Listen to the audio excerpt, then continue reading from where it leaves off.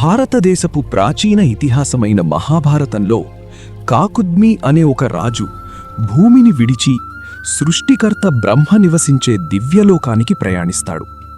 అతని ప్రయాణం చాలా తక్కువ సమయం మాత్రమే కొనసాగుతుంది. కాని తిరిగి తన రాజ్యానికి చేరుకున్నప్పుడు అతడు ఒక షాకింగ్ నిజాన్ని తెలుసుకుంటాడు. లక్షల సంవత్సరాలు గడిచిపోయాయి. అతని యుగం, అతని రాజ్యం, అతనికి తెలిసిన ప్రతి ఒక్కరూ పూర్తిగా అంతరించిపోయారు. శతాబ్దాల పాటు పాశ్చాత్య సాంప్రదాయ భౌతిక శాస్త్రం కాలాన్ని ఒక కఠినమైన, ఎప్పటికీ మారని ప్రవాహంలా భావించింది. ఐజాక్ న్యూటన్ సిద్ధాంతాల ప్రకారం విశ్వం ఒకే నిర్దిష్ట గడియారం ఆధారంగా నడుస్తుందని, అది అందరికీ ప్రతీచోటా ఒకే వేగంతో నడుస్తుందని మనం నమ్మాము. మనం తరచుగా ప్రాచీన ఇతిహాసాలను కేవలం కల్పిత పురాణాలుగా భావిస్తాము. కాని వేల సంవత్సరాల క్రితమే ఈ గ్రంథాలు కాలం ఒక ప్రవాహంలా మారుతూ ఉండే చక్రాకార వాస్తవమని వివరించాయి. ఆధునిక విజ్ఞానం దీనిని 20వ శతాబ్దంలో మాత్రమే గ్రహించింది. ఆ గణితపరమైన నిరూపణను అందించిన వ్యక్తి ఆల్బర్ట్ ఐన్స్టీన్. ఆయన నిరూపించినది ఏమిటంటే, విశ్వంలో అందరికీ ఒకేలా పనిచేసే స్థిరమైన గడియారం అనేది అసలు లేదు. కాలం పూర్తిగా సాపేక్షమైనది. కాలం అనేది మన విశ్వంలోని ఒక భౌతిక లక్షణంలా పనిచేస్తుంది.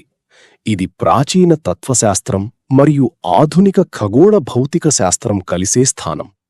కాలం ఎలా వంగుతుందో అర్థం చేసుకోవాలంటే ముందుగా విశ్వ నిర్మాణాన్ని అర్థం చేసుకోవాలి.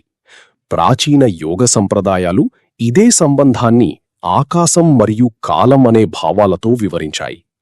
ఈ రెండూ కలిసి ఒకే మూలసూత్రంగా ఉన్నాయని అవి చెప్పాయి. ఐన్స్టీన్ దీనినే గణితపరంగా స్పేస్ టైం అనే 4 పరిమాణాల నిరంతర వ్యవస్థగా నిరూపించాడు. ఈ చిత్రం ఐన్స్టీన్ ప్రత్యేక సాపేక్ష సిద్ధాంతంలోని మొదటి ప్రధాన సూత్రాన్ని చూపిస్తుంది. ఒక వస్తువు అత్యంత వేగంతో అంతరిక్షంలో ప్రయాణిస్తే దానికి కాలం గడిచే వేగం స్థిరంగా ఉన్న పరిశీలకుడితో పోలిస్తే నెమ్మదిస్తుంది. ఇదే విషయం ప్రస్తుతం కూడా కొలవబడుతోంది. అంతర్జాతీయ అంతరిక్ష కేంద్రంలో ఉన్న వ్యోమగాములు భూమి చుట్టూ గంటకు సుమారు 17,000 మైళ్ల వేగంతో పరిభ్రమిస్తున్నారు. ఆ అపార వేగం కారణంగా భూమిపై ఉన్న మనతో పోలిస్తే వారికి కాలం కొద్దిగా నెమ్మదిగా గడుస్తుంది. ఇది కేవలం క్షణాల స్థాయిలో మాత్రమే జరుగుతుంది. కాని కాలం వేగానికి నేరుగా ప్రతిస్పందిస్తుందని ఇది నిరూపిస్తుంది. అయితే వేగం సమీకరణంలో సగం మాత్రమే. కాల ప్రవాహాన్ని నియంత్రించే రెండో శక్తి గురుత్వాకర్షణ. దీనిని ఐన్స్టీన్ తన సాధారణ సాపేక్ష సిద్ధాంతంలో వివరించాడు. నక్షత్రాలు, గ్రహాలు వంటి భారీ వస్తువులు అంతరిక్ష నిర్మాణాన్ని వంగిస్తాయి. దాంతో ఒక గురుత్వ గర్భం ఏర్పడుతుంది. ఆ భారీ కేంద్రానికి ఎంత దగ్గరగా వెళ్తే కాలం అంత నెమ్మదిస్తుంది. గురుత్వ గర్భంలో లోతుగా ఉన్న గడియారం దూరంగా ఉన్న గడియారంతో పోలిస్తే చాలా నెమ్మదిగా పనిచేస్తుంది. కాని ఈ కాలవంకర ఒకే దిశలో మాత్రమే పనిచేస్తుంది. గతంలోకి తిరిగి వెళ్లి చరిత్రను మార్చడం అంటే ప్రస్తుతమున్న భౌతిక శాస్త్ర నియమాలను ధ్వంసం చెయ్యాల్సింది. భౌతిక శాస్త్రవేత్త స్టీఫెన్ హాకింగ్ చెప్పినట్లుగా, భవిష్యత్తు నుండి ఎవరూ మనలను సందర్శించకపోవడం గతంలోకి ప్రయాణం గణితపరంగా అసాధ్యమని సూచిస్తుంది. మనం గతానికి వెళ్లలేము, కాని మనం అనుభవించే ద్రవ్యరాశి మరియు వేగం ఆధారంగా భవిష్యత్తులోకి ఎంత వేగంగా చేరుతామో నిర్ణయించబడుతుంది. దీన్ని అనుభవించడానికి మీరు బ్లాక్ హోల్ దగ్గరకు వెళ్లాల్సిన అవసరం లేదు, లేదా అంతరిక్షంలోకి వెళ్లాల్సిన అవసరం కూడా లేదు. కాల విస్తరణ ప్రభావాలు ఇప్పటికే మన రోజువారీ జీవితాల్లో భాగమైపోయాయి.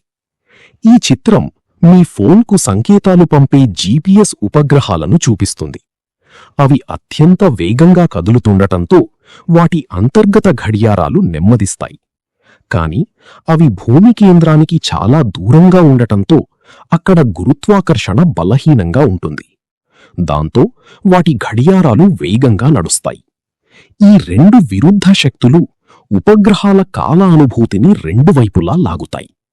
అందుకే ఈ వ్యవస్థ సరిగ్గా పనిచేయడానికి ఇంజనీర్లు గణనలు చేసి ఉపగ్రహ ఘడియారాలను కృత్రిమంగా సరిచేస్తారు. అలా చేయడం వల్లే అవి భూమిపై ఉన్న సమయంతో ఖచ్చితంగా సరిపోతాయి. ఐన్స్టీన్ సాపేక్ష సిద్ధాంత సమీకరణాలను ఉపయోగించకపోతే మీ ఫోన్లోని లొకేషన్ డేటా ఒక్క రోజులోనే మైళ్ళ దూరం తప్పిపోతుంది. మొత్తం గ్లోబల్ నావిగేషన్ వ్యవస్థ పూర్తిగా విఫలమవుతుంది. కాకుద్మీరాజు తిరిగి వచ్చేసరికి ప్రపంచం మారిపోయిన ఆ ప్రాచీన కథ నీటి ఉపగ్రహాలను సక్రమంగా నడపడానికి ఇంజనీర్లు ఉపయోగిస్తున్న అదే సూత్రాన్ని అనుసరిస్తుంది. కాలమనేది ఒక భౌతిక పరిమాణం. దాన్ని చలనం మరియు గురుత్వాకర్షణ వంచిస్తాయి. ప్రాచీన ఆధ్యాత్మిక దృష్టికోణం ద్వారా చూసినా లేదా ఆధునిక భౌతిక శాస్త్రం ద్వారా చూసినా మనం నివసిస్తున్న ఈ విశ్వం ఎప్పటికీ ఒకే స్థిరమైన లయలో నడవడానికి ఒప్పుకోదు. ఈ వీడియో మీకు నచ్చినట్లయితే లైక్ చేయండి, షేర్ చేయండి. ఇలాంటి మరిన్ని వీడియోల కోసం ఛానల్ని సబ్స్క్రైబ్ చేసుకోండి.